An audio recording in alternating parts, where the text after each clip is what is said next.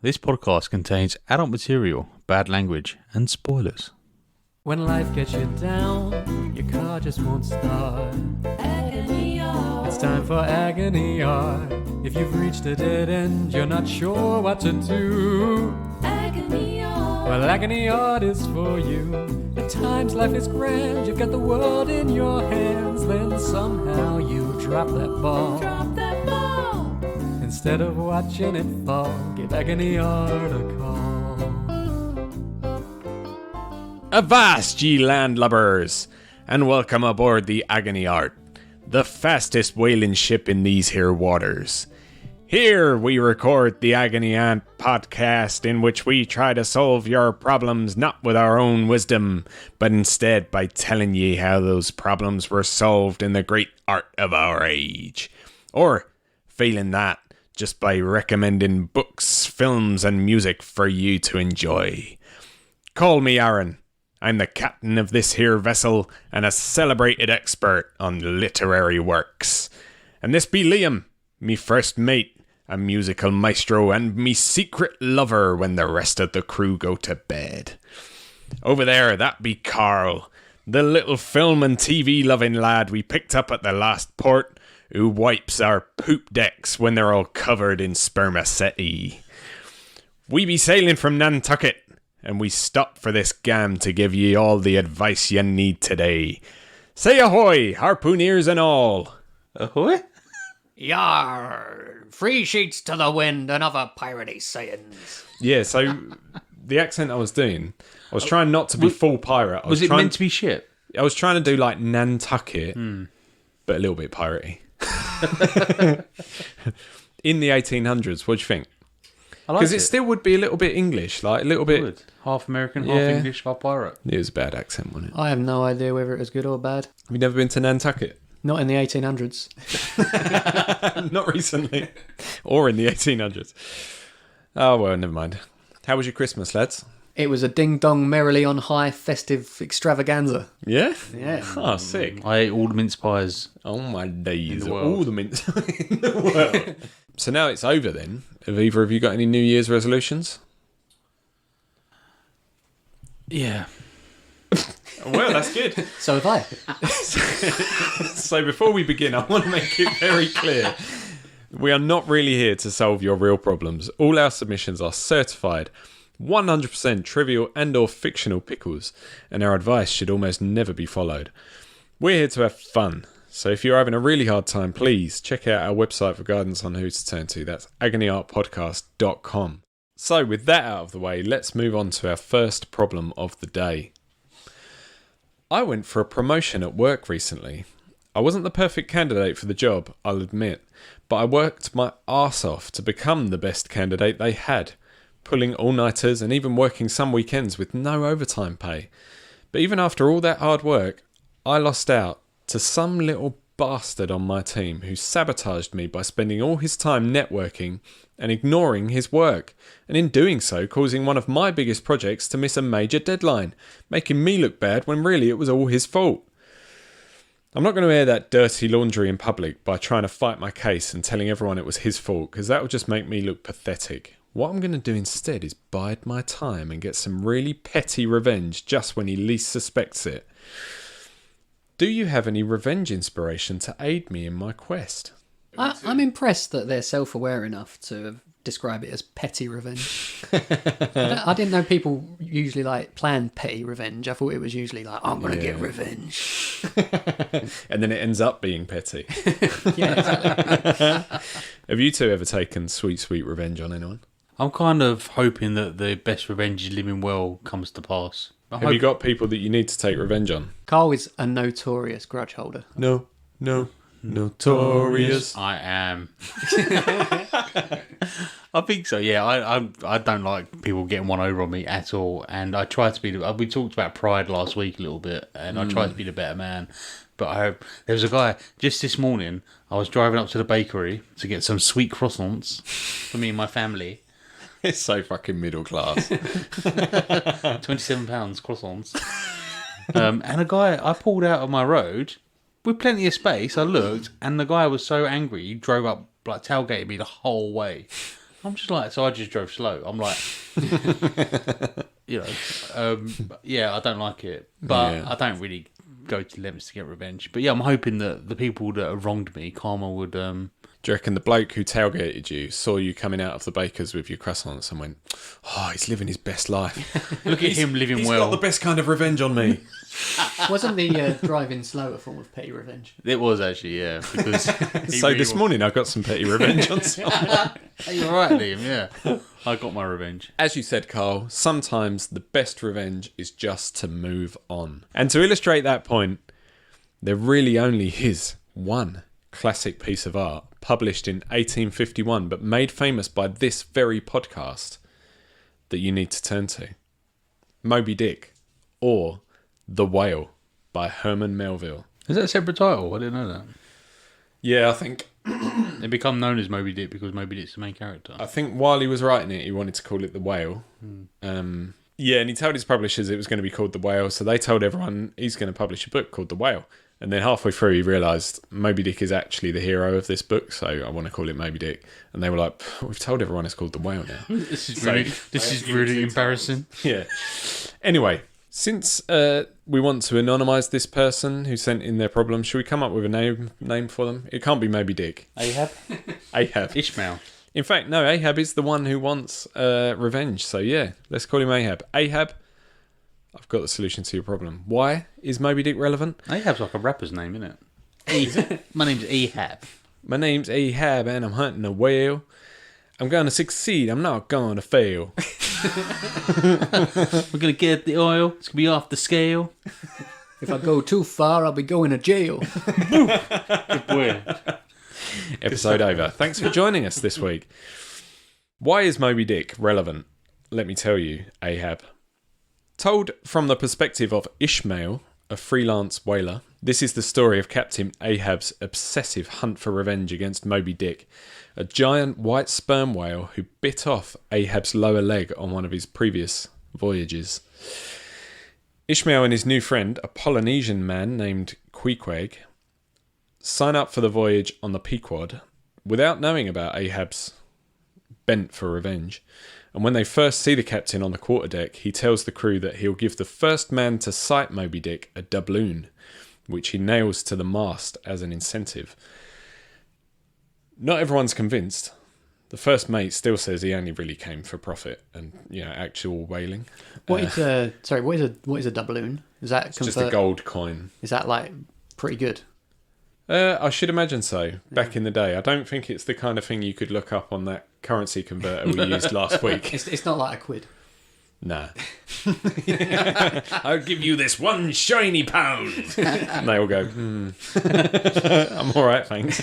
There'll be one type bastard, though. Keep his binoculars out. It's true. I'll find your whale. I want that pound. That pound is mine. They're all from Somerset. All the best pirates are. He nails it to the mast. Not everyone's convinced. The first mate still says he only came for profit, not for revenge against a whale. But Ishmael, the narrator, he's like, Ahab's quenchless feud seemed mine. I don't need to go into too much detail on the book, and in fact, I wouldn't have time if I wanted to in 1 hour podcast, because what hundreds is hundreds of pages. What word did I just say?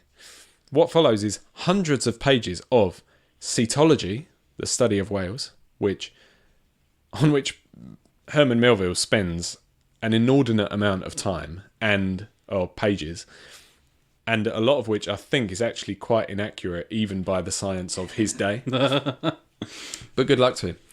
And 9 meetings with other ships, and a lot of detail on whaling theory and ships and ropes and shit. Basically more digressions than an entire series of Agony art. No way. Every one of Liam's problems put together. How is that possible? There's a market for that, isn't there? Because when I tried to read the Master and Commander book, it is so intense on sailing accuracy and stuff that it's almost like, if you're not into it, it's really boring. Yeah, maybe because they didn't have film and TV back in those days. Maybe. So you immerse yourself in I don't know when Master and Commander was written, but this is the 1800s, so they were like, This book is the only thing I'm going to consume this year, so I want it to be long and detailed. I want it to take up a lot of my time because How the long rest, is Moby the rest Dick? of life is shit. Thousands of pages, Really? millions of pages. 1969 Master and Commander. Oh well, How many they pages it is? yeah. It's 384 pages in the US, 350 in the UK. Strip some of that out. They from Somerset as well. Everyone is. Sorry, if you don't know, it's fine. I don't know, and the Wikipedia page doesn't say, and it normally does. But anyway, But it's long, right? So long. it's long. Does it pass the Aaron test? Long. I would not have read it if it wasn't for this podcast. And in fact, I didn't read it, but we'll get to that. You said you have here. The point is that Ahab gets more and more revenge crazy about finding and defeating this whale until they finally find it, chase it for 3 days, sink some harpoons into the poor bastard's skin, and Ahab gets what he wants, right? No. As the wounded whale swims away from the last harpoon hit, the harpoon line wraps around Ahab's neck and he's dragged out of sight, killed by his desire for revenge. We've talked about obsession a few times on Agony Art, and every time we've said that it's the path to destruction. So obsession with revenge is no different, I think, and Moby-Dick proves it. What do you think of that point? It sounds like a really good story. I never read Moby-Dick, but two things struck me about your brilliant description of it. Excellent. Number one, do sperm whales often bite people's legs off? I'm not sure, because I don't think there are many whales who are famous for violence, are there? There's recently, it was this year, I think, someone got swallowed by a whale by accident. And survived. And the whale spat him back out. I didn't like him. I don't like it. Not for me. But most whales, they do the big come up from below and open their mouth and close it on whatever's there, right? So you have to Like Pac-Man. Yeah. They make that noise. So I don't know. I don't think they can. There's no way they can target a person's Just the leg. Yeah. This is a warning shot. It's like Ahab. it's like you eating half a raisin, which is actually doable. Half a grain of rice. It's quite difficult, I reckon. So the other thing that occurred to me was it strikes me as quite a weird thing Please keep striking you. I know. You're I'm surprised I'm still standing, to be honest.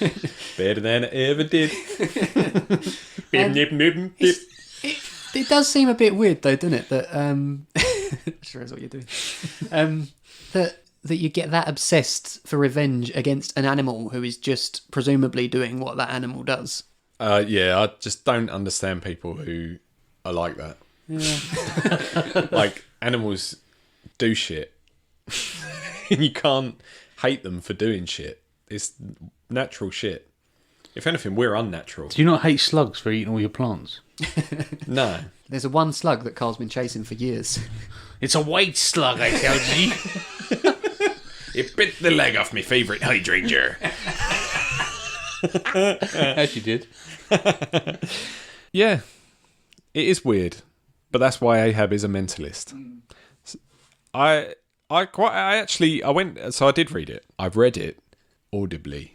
You read it with your ears. I listened to the audiobook, which helped. Must be long. Because you could zone out every now and again.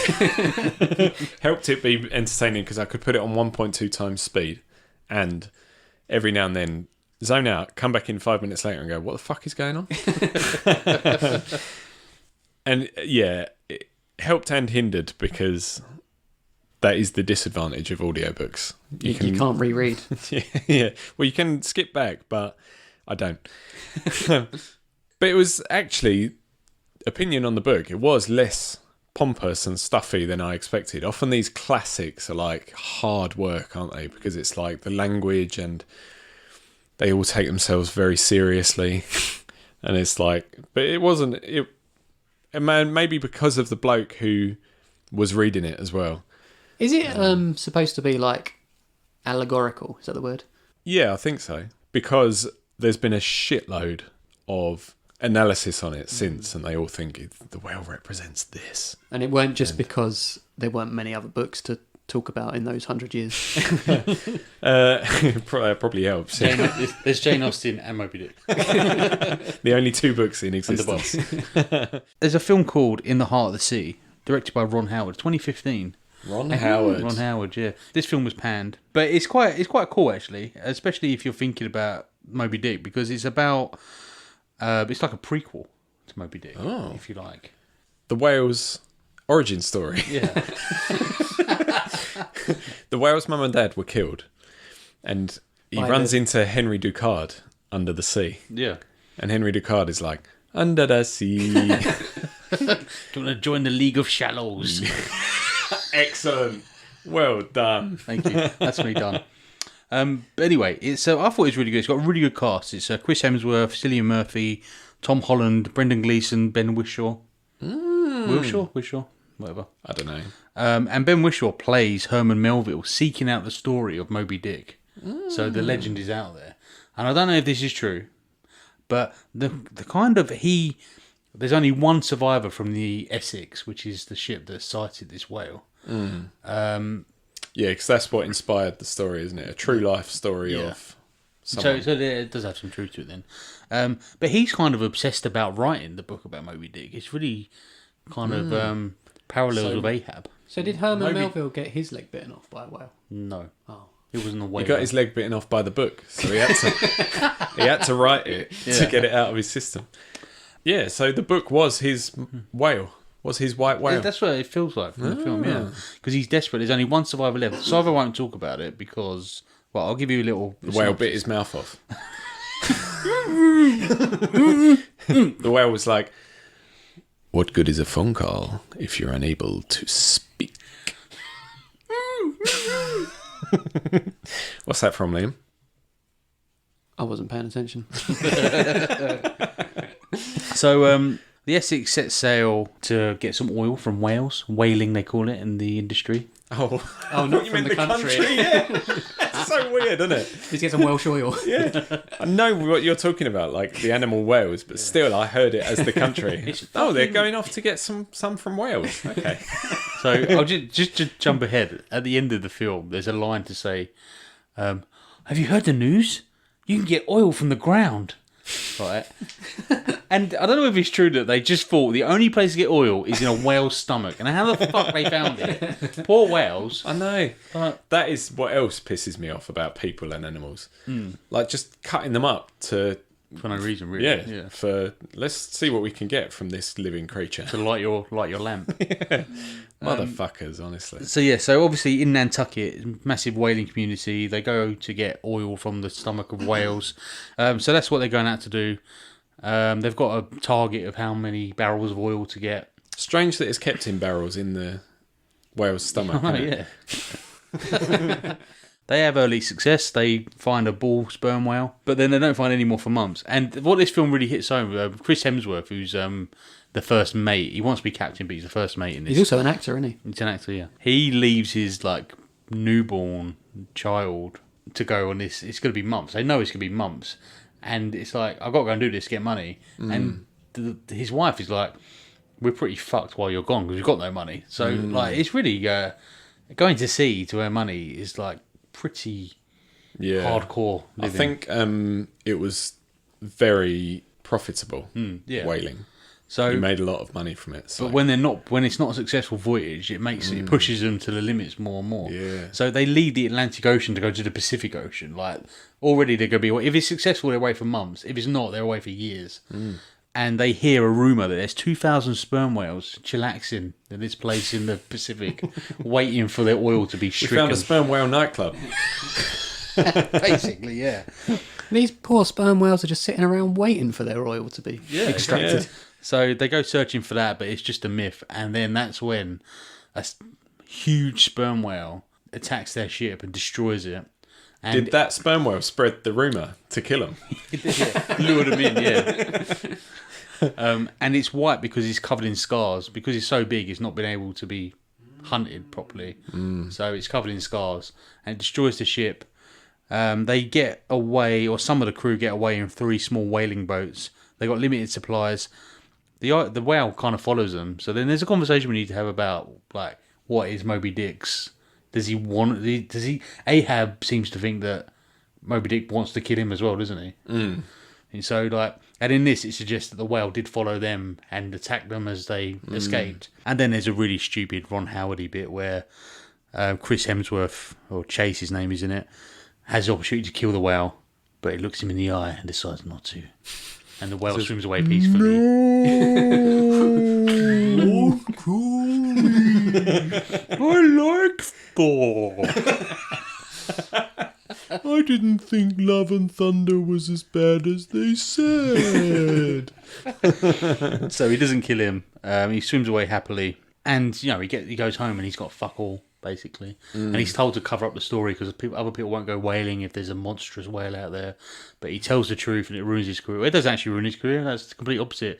He becomes a merchant captain and it's all okay. It's all I thought you were going to say he joins the Marvel the MCU and he's more successful than ever. Kevin Feige took a punt on him. Or whatever. You say it differently every time. I don't know how to say it. Is it a good film? I liked it. I must say I liked it. And but it got panned by critics. Yeah. With your knowledge of Moby Dick, you probably would enjoy the kind of backstory. Were the critics whales? Yeah, they really they were rooting for Moby Dick the whole time. Well, his name's not Moby Dick, obviously. It's just a whale. But yeah, so it's kind of like, it seems like writing this story for Herman is the be-all and end-all of his life. Like, it's an obsession as well, which is quite interesting, I thought. Yeah. Oh, I think I will watch it. But no, I haven't read Moby Dick. Yeah. Have you read it, Liam? No, I haven't. The only thing I thought I knew about it was that Jonah from the Beano was based on Ahab, but he's not. So yeah, there you go. The only thing I thought I knew was irrelevant.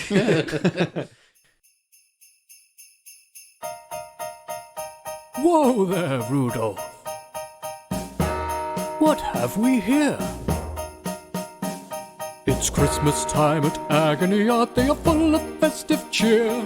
There's tinsel trees, some fresh mince pies, and a keg of German beer. The hosts can't wait till Christmas Day, but for them there'll be a twist. For I have heard their crude podcast, and they're on the naughty list.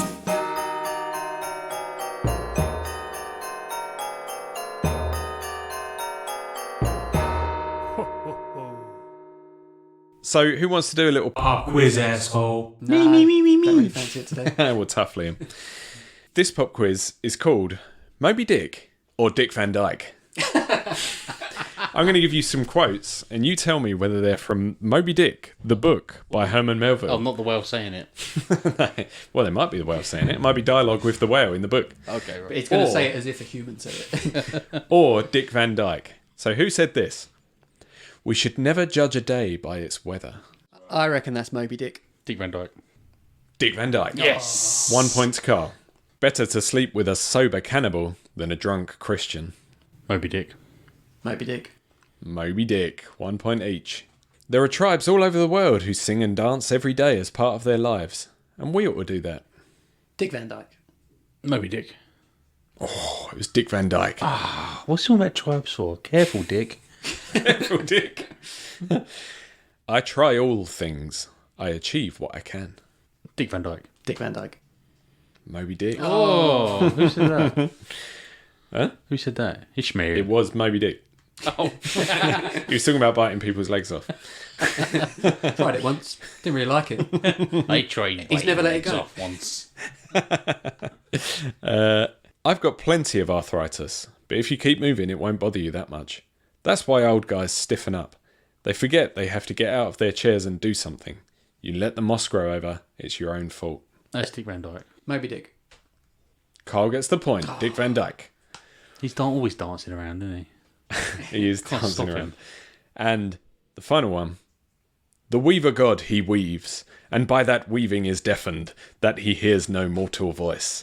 And by that humming we too, who look on the loom, are deafened. Only when we escape it shall we hear the 1,000 voices that speak through it. Dick Van Dyke. Moby Dick. It's Dick Van Dyke. Not really, it was Moby Dick. You alternated every single question there. I was trying to gameplay and Oh shit, yeah, I did. and my guess mistake. not an alternating answer, but it never came. You actually drawed. We drawed.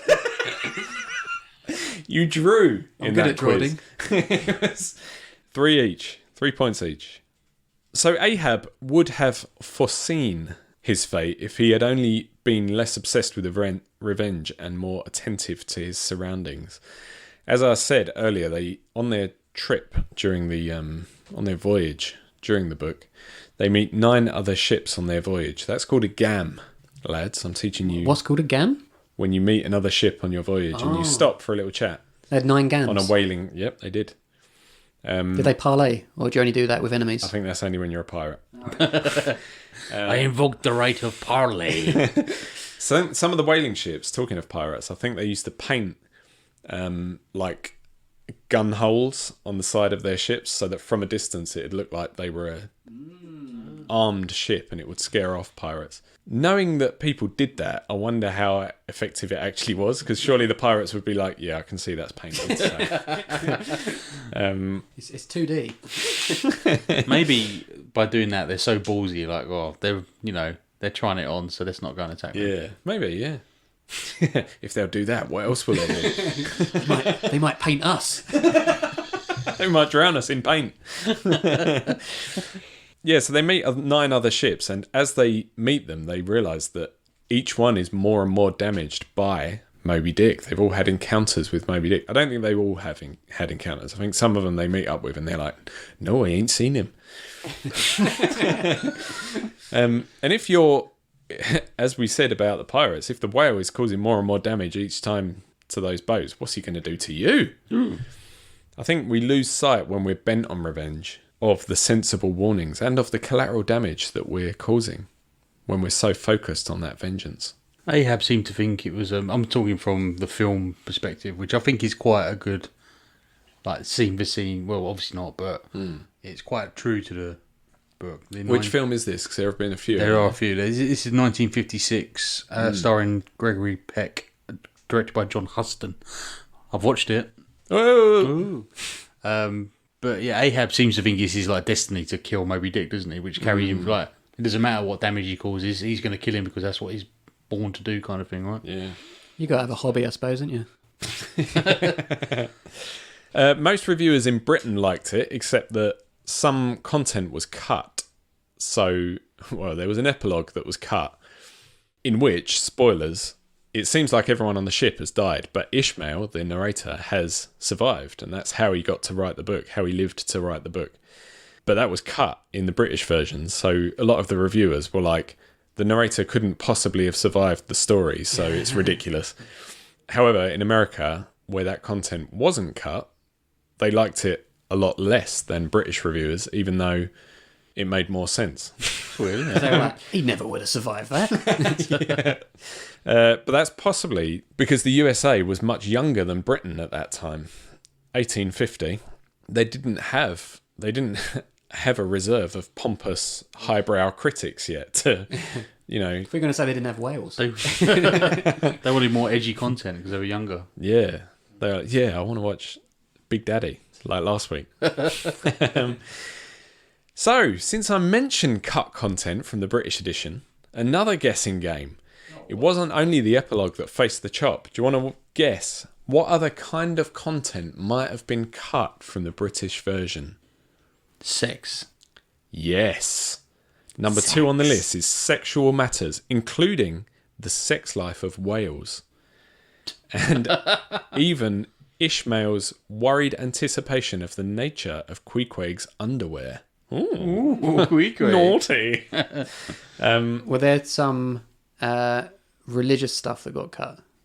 Yes. Sacrilegious passages. More than 1,200 words were cut because of that. Attributing human failures to God was grounds for exclusion. That's quite impressive. I can't think of 1,200 sacrilegious words. I don't think they were 1,200 distinct words. I think it might have been God 1,200 times. And also comparing human shortcomings to divine shortcomings. For example, in chapter 28, Ahab stands with a crucifixion in his face, which was revised to an apparently eternal anguish. Because you can't mention crucifixes. Cannibalism. No, that's fine. Is that in the book? Because it's in. There's a lot of mention of cannibalism. That's Gambling. so. I said, I'll come back to your guess. I said earlier that it's a lot less pompous and old-timey and a lot more enjoyable than I thought it would be. It is still outdated, racially insensitive, all of the stuff that you would expect from people in those days. And this Queequeg, I'm doing this from memory. I haven't written this down, but I'm not sure if he was a cannibal. I think the Ishmael, the narrator, kind of just assumes that because he's foreign. In the 1956 film where Ishmael gets a room at an inn and he's sharing with Queequeg and he's like gets into bed with Queequeg and he scares the shit out of him. Yeah. Just because he's like a tattooed man, basically. Yeah, exactly, yeah. He thinks he's like a demon or something. Swearing. No. And in fact, I don't think you're going to get this last one. Remarks belittling royalty or implying a criticism of the British. Oh. Yeah, which meant the exclusion of the complete Chapter 5, which is a postscript on the use of sperm oil at coronations. Yeah, I think you could have done without that anyway. Yeah. That's the thing. A lot of this stuff, like I was like zoning back in, and he's still talking about the same thing. And I was like, I swear I zoned out for 20 minutes there, and you're still talking about like the theory of whaling. And I was like, I think a lot of this content could have been cut, really. But as I say, they've spent hundreds of years since saying this is fucking amazing. It's the best thing that's ever been written. So some people loved that. Can you imagine like trends back then? Everyone just knows about whaling. Because what? Because they'd all read it. Yeah. Like Hashtag whaling. like how we all know about Squid Game. Yeah. Oh, have you read Moby-Dick yet? You have to. We can't talk about whaling yet. Spoilers. We're going to talk about whaling. You haven't seen it? You haven't Yeah, read but it? it was all wildly inaccurate, wasn't it? So they were like just talking about things No, that weren't true. I think the whaling bit was accurate. Oh, the okay. the science about whales was inaccurate. So talking of that, like being stuffy, being accessible, stuff like that. I said earlier that it was less stuffy and more accessible than I thought it would be, but that doesn't mean it wasn't stuffy or inaccessible at all. It certainly wouldn't have been an easy read if I had read it rather than listened to it on audiobook. There's a film called, sorry to digress, called Warrior with Tom Hardy and Joel Edgerton. Warrior. I'd say Warrior. I'll get what's the problem? What's your problem? Do you want to say it right? I say Warrior. Is Warrior? It? Yeah. Right. Warrior or whatever. Why can't you just say warrior? Warrior. There you go. Warrior. Sorry, Carl. I didn't mean to laugh at you. Something in Bug's Life, Yeah. they say warrior. Yeah, that's the American way, isn't it? And I'm like, they're not lawyers. They're warriors. Warrior. All right. Warrior. Warrior. Warrior. Warrior. There's a film called Warrior, Yeah. Hey. starring Tom Hardy and Joel Yeah. Edgerton and Nick Nolte. It's about MMA. These two brothers end up fighting in a tournament to win a big cash prize. A really, really, really, really good film. But Nick Nolte, and he's a recovering alcoholic, and then like he's the dad, and they both hate him for various reasons. But he listens to the audiobook of Moby-Dick as like a therapy kind of thing. Like it's like his crutch. And when he gets driven to drink, he Vows never to do it again for 21 years. He's Tom Hardy goes into his hotel room and he's got like bottles everywhere, and he's really had a mad session, and he's listening to his story tape, like his Moby-Dick, and he's just shouting, "Ahab, you godless son of a bitch, we're lost." And it's a really sad scene actually. But I was wondering whether you think you can see any reason why a recovering alcoholic would listen to Moby-Dick. Not Moby-Dick in particular, but I do find audiobooks relaxing, and that is why I do zone out more. Yeah, so it helped and hindered that I listened to it on audiobook, but I definitely couldn't have read it. I wouldn't have made it through. Because it's just not accessible enough. It's too stuffy. I'd be like, fucking hell, this is boring. Whereas intellectual people are like, this isn't boring, it's so good. Like, what's the... it's like a Ulysses, isn't it, that you said? Yeah, exactly, yeah. And just like Ulysses, it's had scholars arguing over its meaning and the style and the hidden layers for centuries. So if you look beyond the surface of the story, there's certainly a level there that's completely inaccessible to the average reader. Something that's way too clever, whether... What about the below average reader? Exactly. Like me. What about people who can't read? Yeah. Carl, that's why Carl had to watch the film. But this is quite a common thing, isn't it? Art that thinks too much of itself and wants to be too clever and highbrow. Or maybe it achieves it, but the average person can't appreciate that. So it ends up just being annoying for the average consumer.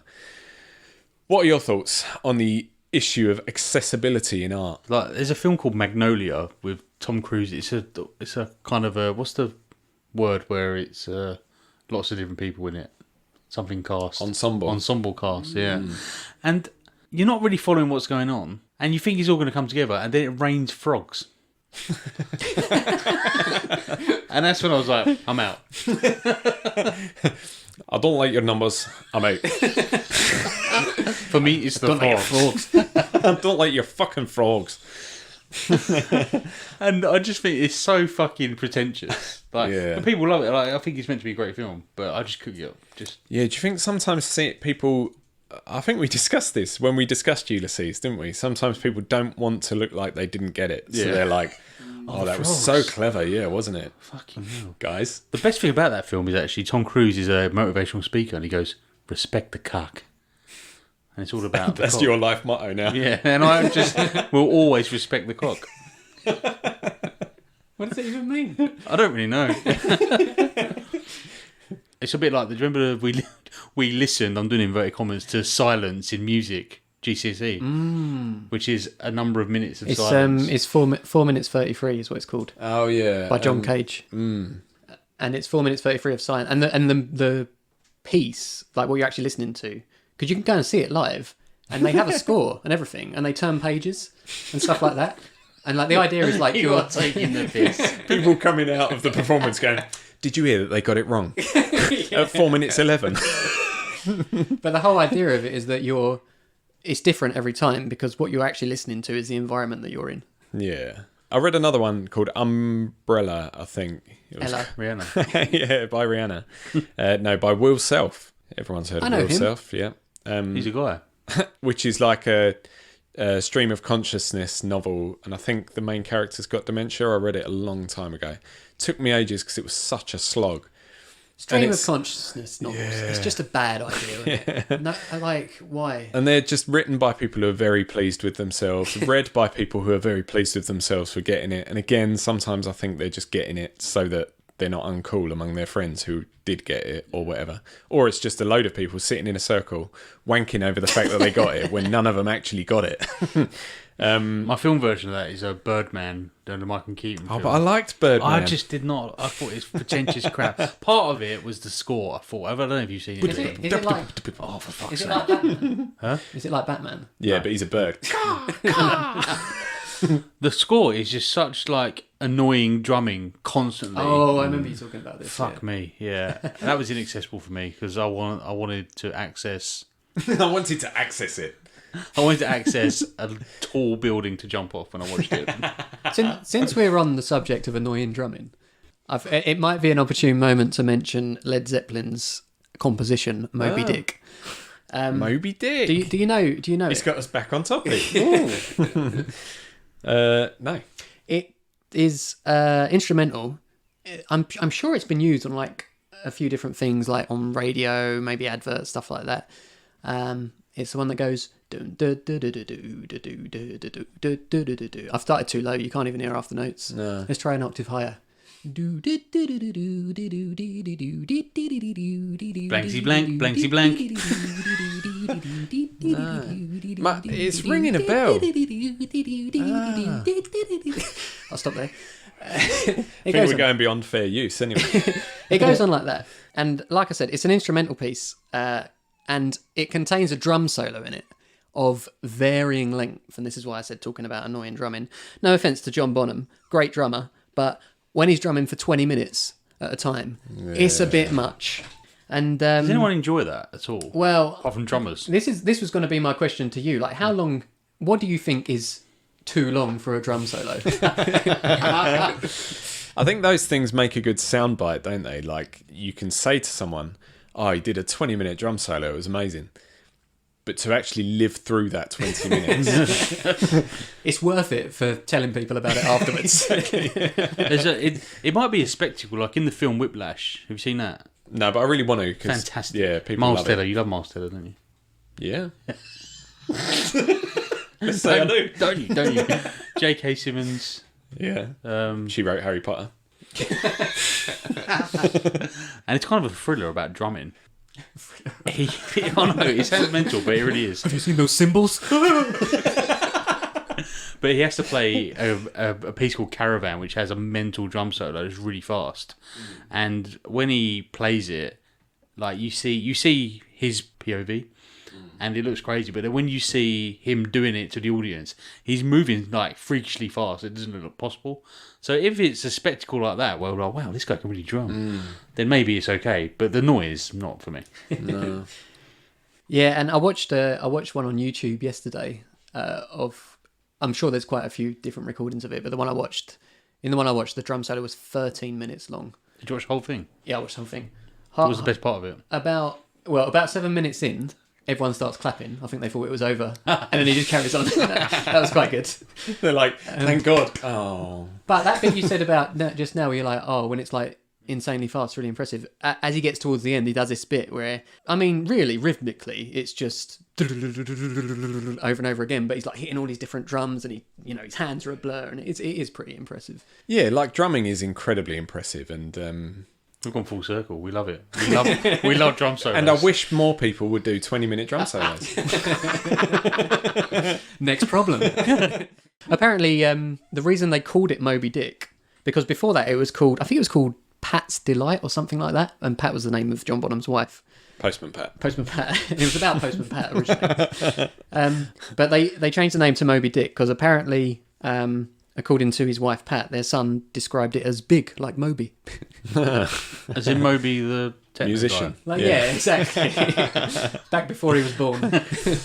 Well, speaking of, Moby, the musician, is Herman Melville's great-great-great-grandnephew. Really? Yeah. That's why it's called Moby. Allegedly. Oh. He could be stomped by Obi. Is that not... Obi Trice is Moby's white whale. I'm not saying it's not true. It might be true, but I couldn't find any evidence of it. That any of his DNA to test. I couldn't find any report of it that wasn't Moby says that he is... Oh, so Moby might be a dickhead. I had a dream, it was a curious thing. A wonderful podcast presenters problem solved for me. They helped me with my miserable life. I had a fresh new start. La-da-da. But alas, when I awoke, all I could find was agony on. So obviously you've already started this, Liam. The adaptations, cultural references, all the kind of art that's spawned from Moby-Dick. You started that with Led Zeppelin. But before we move on to the bulk of that, do you want to do another pop quiz, asshole? Yeah. Oh, yes, please. I love the number of pop quizzes today. I thought I'd fill out the whale-sized episode with some whale-sized pop quizzes. This one's called Country or Mammal. Oh. I'm going to read you out some quotes that famous people have made about either Wales the country or Wales the animal. And you've got to guess which was which. So the first one is, they're big, wet, slippery, and they make amazing noises. What's not to love about them? I'm going to take a guess and say whale the animal. I reckon Mammal, it's the country. sorry. It's the country. That's Anthony Hopkins talking about the residents of his hometown, Port Talbot in Wales. Oh my God. Sake. I was fully expecting to be wrong there. Actually, nowhere near as wet as I expected. I was disappointed by how dry it always was, to be honest. I'm sticking with whale the mammal. Yeah, well, the mammal. Neither of you get the point. That's the country. Michael Fish, former BBC weatherman, describing his first visit to Wales. I'm just so glad I'm out, to be honest. It was just the most career-limiting place I've ever been. I'm much happier with my prospects now I'm in London. Whale the mammal. Wales the country. You're absolutely right, Carl. It's Whales the Mammal. It was Cerys Matthews describing the time that she and her band Catatonia were swallowed by a whale while touring their album International Velvet in 1998. Fuck off. Yeah, none of those quotes were real. I made them all up. I would love Catatonia to be swallowed by a whale, though. I just thought that would make a fun, stupid game. That was a good game. I liked it. Who won? It was 1-1 actually, because you both got one wrong as well. So adaptations. There have been shitloads of adaptations of Moby-Dick.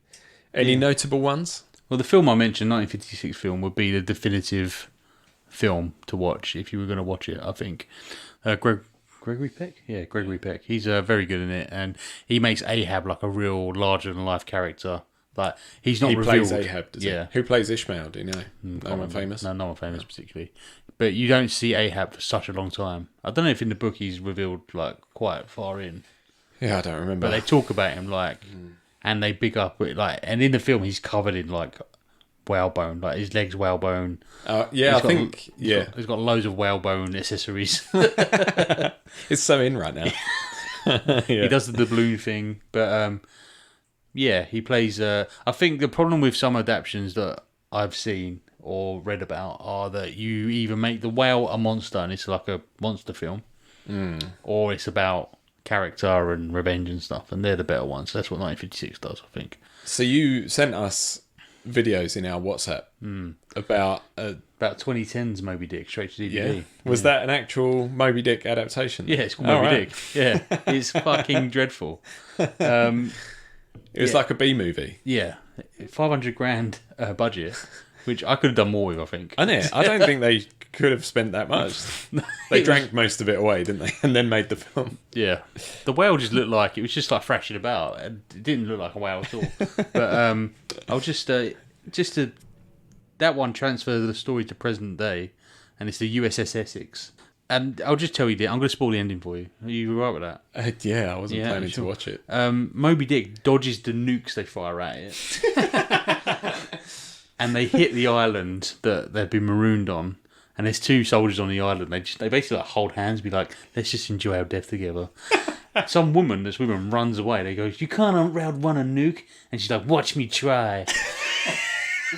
And then the island just completely explodes. Like, there's just explosions on screen. And this isn't your favourite adaptation? It sounds like it was the most faithful to the book. And so the island is completely destroyed, but the lady jumped into the water and survived it because she stayed underwater. It's fucking dreadful. But go and watch it. Go and watch it. But the 1956 one's the one to watch. If you can't be bothered to read or listen, you'll get the gist by watching that film, I think. Do you know what the tagline was? Come for the Moby, stay for the Dick.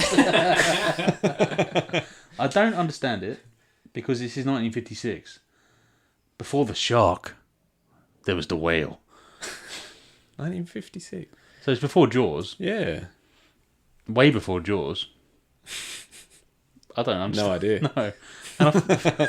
Maybe it's because, people are more scared of sharks than they are of any other sea creature. So it's like, before that, whales were a menace. Technically, aren't sharks prehistoric? Yeah. They've probably been around longer than whales, I'd say. The country. Yeah. Whales. Catatonia. Fish predate mammals, don't they? Yeah. Yeah. Yeah. Yeah. Glad we cleared Oh, that yeah. up. Oh, yes. Science, bitch. Well, there's another... I was going to say there's one musical adaptation that I'm aware of. Is there? Not a musical theatre, or sort of. It's a chap named Bernard Herman. You have to have Herman in your name to do anything. It's the rule. He wrote a cantata based on Moby Dick, an adaptation.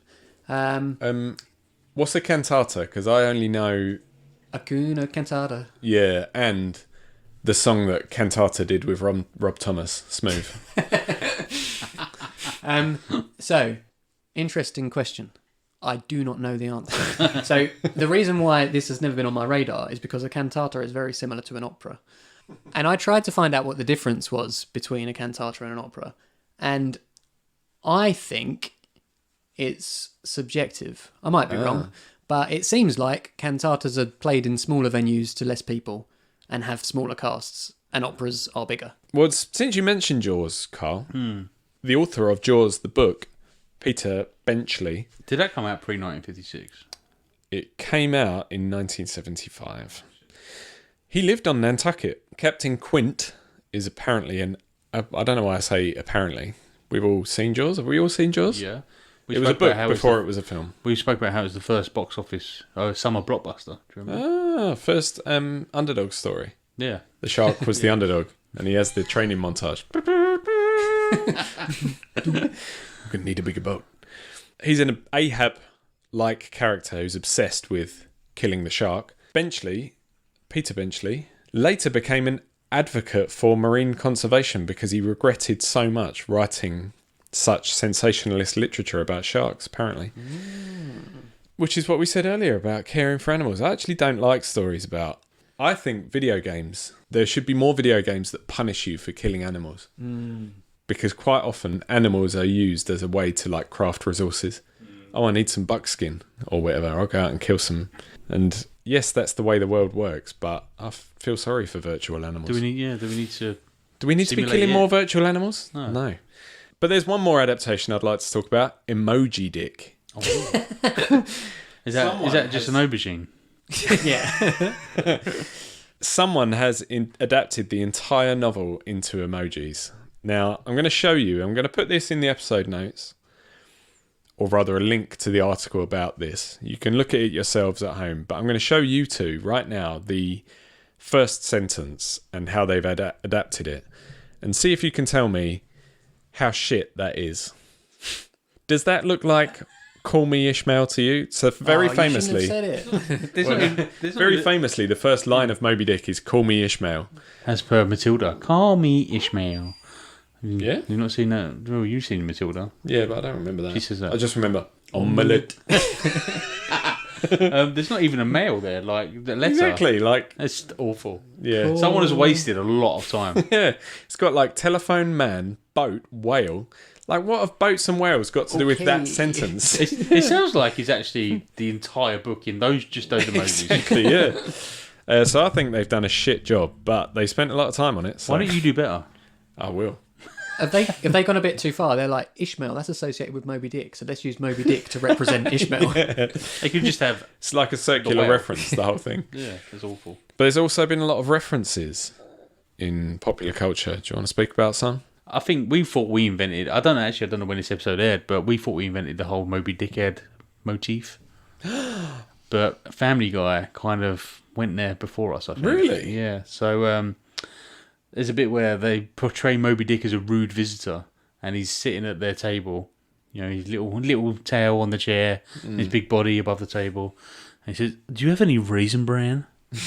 Oh, yeah, I do remember that, And actually. he goes, "No, we've got bran and we got raisins. You can make your own Raisin Bran." That's actually a really good... Why have you never done your Peter Griffin impression before? And then he says, "Well, it's not really Raisin Bran, is it? If I'm making myself, can you go and get some?" He goes, when's your flight? So yeah, Do they call him a Moby Dickhead, though? They don't. No. Oh, well, that's so all yeah, right. we've got that sewn up, Yeah. but he is being a Moby Dick. There is a case if they sue us. There is a case.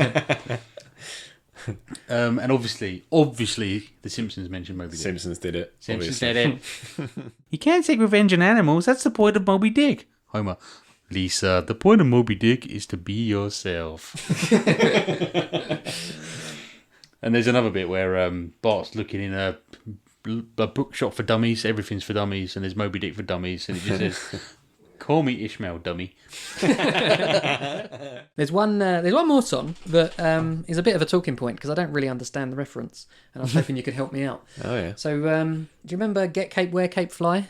Naughty's artist, Yes. No. alternative chap. No. Real name Sam Duckworth, which I think is pretty funny for some reason. Rita's son, or is it Yeah, Vera? from Corrie, yeah. That's where he started. Was it Rita Duckworth or Vera Duckworth? Vera Duckworth. Oh. Jack and Vera. Rita Sullivan. So, Thanks, Carl. Coronation Street expert. That's what I'm here for. TV and movies. so Jack and Vera's son, Sam Duckworth, he released his first single in 2006. This was his first single. I didn't know that when I looked it up. It was a double A side. One side was I Spy, and the other side was a song called Call Me Ishmael. Ah. And it goes, you can be my bodyguard, I can be your long lost whale. Baby, when you call me, you can call me Ishmael. yeah, I'm not sure, like I said, I'm not sure if it's relevant at all. But I really like it. I really liked his first album. Here's a couple of lines from it that seem like they might be vaguely relevant. It goes, why do we look to the tide when we find that our minds are getting stale? Why does it bag me this place on the waves? And are we looking for meaning from demeaning and soul-destroying tasks we do all the time on the shore? So there's that part. And then there's, so call me Ishmael. We are all striving for the thing that makes this grind worth surviving. Be that our white whale or the one little moment where our dreams still feel alive. So my question to you is that relevant to Moby-Dick at all? Or is it just a load of bollocks? Well, I suppose it's relevant because he's saying, we're trying to find something to strive for, which, Ahab was striving to fucking dick that whale. I want to dick that whale. Dick that Moby. But I don't know. They might have been direct quotes from the book. They sound quite literary, don't they? I don't know. Could have been, yeah. There's one. There is one more reference that I want to talk about before I ask you an important question, and that's Metal Gear Solid 5. Now, you all know I'm a big Metal Gear Solid fan, and I've replayed them all during COVID. Uh-huh. Huh? What's that reference? Metal Gear Solid 5, have you played it? Open world game on PS4. I never completed it, but I did play it. Could you complete it? Yeah. Not technically, because he never finished it, because he had a falling out with Konami, and they just released it without him finishing it. Oh my God. But the third act that was left out, I've watched the half made. They've found it in the game files, and there's half the cutscenes are made, and half of them are just For any other series, that would be just shit, wouldn't it? Yeah. But Metal Gear's got such a fan base. We'll take anything you give us. Thanks. They have found artwork and stuff, and it looked dog shit. It looked like, by Metal Gear Solid 5, by Metal Gear Solid 4, it was nonsense. And people think Hideo Kojima, who makes them, is this genius auteur bloke. I think he's a bit too high off his own supply. He likes himself a bit too much. He's like, yeah, I'm crafting excellent stories here. And when you actually delve into the stories, they're so full of contradictions and retconning. Each iteration changes the story a bit, and so convoluted, and you think, nah, this is dog shit, actually. Once I get below the surface of this story, it's actually a dog shit story. But Metal Gear Solid 1, 2 and 3 were excellent. Excellent games. You can take 3 as a standalone game and it is amazing. Yeah. You don't need to have played the others at all. No. Anyway, Metal Gear Solid 5, in the intro, you wake up in hospital. David Bowie, the man who sold the world, is playing on a cassette player. It's brilliant. It's the 80s. And to be fair, it is a fun game, and all of them are fun games. But you wake up in the hospital, someone comes in trying to murder you. They set the hospital alight. Spoilers. This is all in the first 10 minutes. Someone with a bandaged up face comes and says, voiced by Kiefer Sutherland, you can call me Ishmael. And he just guides you out of the hospital. That's not the end of the reference, though. And there's a bloke in the hospital who can absorb bullets and shoot them out again out of his body. A bit like The Mask. Yeah. And he's like a ball of fire, and he chases you out of the hospital. And as you're riding away on a horse, you look back and a giant flaming whale comes out of the hospital and into the horizon behind you. That is the last reference I wanted to talk about. I just had to squeeze in that Metal Gear Solid 5 reference. Right, yeah. So Ahab was kind of lost in the Moby-Dick chat, and we've spent a lot of time talking about Moby-Dick. Maybe we can help Ahab a bit more, who wrote in with this problem, saying he wants revenge. The lesson you should take from Moby-Dick, Ahab, is that revenge is not a good idea. You'll become obsessed with it. All it does in the end is end up eating away at you until your life is not worth living anymore. So just move on, live your best life. That's the lesson from Moby-Dick. Were there any other big revenge stories that you guys wanted to mention? My favourite one was about Scottish dance group The Shaman. Do you remember them? Do you remember Ebenezer Good? Easy good. Is Ebenezer good? Exactly. Did you know that they're not saying he's a good? They're saying E's the end of- are good, as in ecstasy. Oh, they actually. It's a bit like, do you remember Britney Spears? If you CK me, love me, hate me, say what you want about me, but all of the boys and all of the girls are begging to if you CK me. F-U-C-K me. Remember that song? Yeah. Don't remember it? They wanted to leave their record label One Little Indian, but they were contracted. This must be a common problem. They were contracted to record one more album, and they really didn't want to do it, but they couldn't get out of it. The head of their label was a bloke called Derek Burkitt, and he was really on their case about it, and they really didn't like him. And he said to them, "You've got to record something. Not only that, you've got to record something that sounds like your first album, because your second album did rubbish. No one bought it. You've got to go back to the original sound." And they were like, no, we don't want to do that. So what did they do? They took their revenge. They did two things. They recorded what was allegedly a deliberately bad record. It was fully instrumental. There were no vocals in it or no vocals in it or anything, because they thought people would be less likely to buy it. And the other thing they did, which is petty but brilliant, is they made it. They made the track listing an acrostic. Is that what you call it? Where the first letter of each thing spells out "fuck Burkitt." Jesus, brilliant. That's good revenge. I like that. Yeah. Did it work Immortalised out for them though? Don't know really, because after they left One Little Indian, they made one independent album in 1998, and after that they did nothing at all. Yeah, that's the problem, isn't it? When you stick it to the man, often you realise I rely on the man for my income. There's lots of other people that can do what I do. We've massively overrun, so I'll try and be quick. But The Last of Us 2, we mentioned The Last of Us 1 last week. Excellent video game. Last of Us 2, the sequel, is a story of revenge against revenge. It's someone has taken revenge on someone. I won't spoil it too much. Revenge squared. And the whole game, you're seeking revenge for that act of revenge. Vicious circle. Yeah. Long story short, revenge is not the best idea. And that's all we've got time for. As I say, we've overrun massively, but that was one of our famous in-depth episodes. Depending on the feedback from these episodes, maybe we'll never do them again. Maybe we never do an episode again. So do you want to do favourite art of the day, or? Moby-Dick. 2010, straight to DVD. Watch it to laugh for a little bit, but then gouge your eyes out afterwards. And never watch everything again. Liam? Get Cape, Wear Cape, Fly. Yeah? Sam Duckworth. All right. I like him. I think he's good. All right, listen to that. And my one has to be Moby-Dick, doesn't it? Because Which that Ahab? was my advice to Ahab. The American or the Which English censored one? Yeah. Read the English censored one so that you end it going, what the fuck? I don't understand this. That's all we've got time for. Thank you for listening to us waffle on about Moby-Dick. The lesson being, don't be a Moby-Dickhead. Hey. Check the episode notes or agonyartpodcast.com to find links to all the media we mentioned today, and for a link to the Agony Art Spotify playlist where you can listen to all the songs. If you have a problem you'd like us to attempt to solve, you can reach us on our group Instagram and Twitter accounts at Agony Art Podcast, or on the submissions page on our website. I would like to thank our resident Agony Aunts for their contributions. Thanks Liam, thanks Carl. Thank you. Thank you.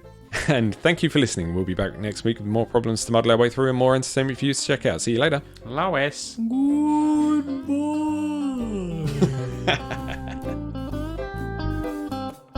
But I'd suggest keep it light, 'cause their advice can be shite, and they won't be held liable. Oh no, not at all, not here at Agony Art. Agony Art. Agony Art.